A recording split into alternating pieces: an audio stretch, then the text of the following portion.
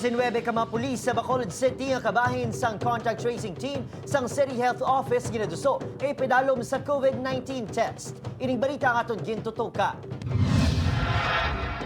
Ginayo sa Bacolod City Police Office sa Bacolod IATF kay Gileon Ipaidalum ang 19 ka mga pulis nga miyembro sang contact tracing team sang syudad. Amo ni sila naga face-to-face gid sa mga positive COVID patient naton before while conducting sang contact tracing. Sunod sa BCPO, umbisa, nagtuha ang virus, wala sang bisan isa sa ilahanay ang naipadalom sa testing. Magluwas sa 19, may masobra sa 600 nga katapos ang BCPO ang ginadusuman nga ipadalom sa mass testing. Bawod kadaman sa ila ang exposed sa suspected cases. Sunod naman sa tagpamuno sa Bacolod IATF, naghando ng City Health Office sa ayo sa Kapulisan apang unahon anay ang mga suspected cases, ilabi na ang mga nag-abot pinaagi sa repatriation programs. Amo ni blaga demand ng public dapat may mass testing. Gusto ta na, but may DOH guidelines kita ang gasunod.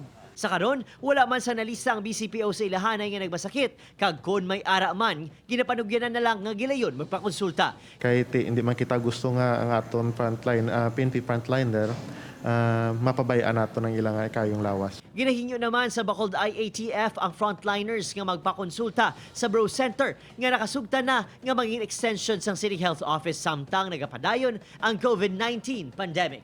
Opod kay Reynald Castillo, Adrian Prietos, 1 Western Visayas.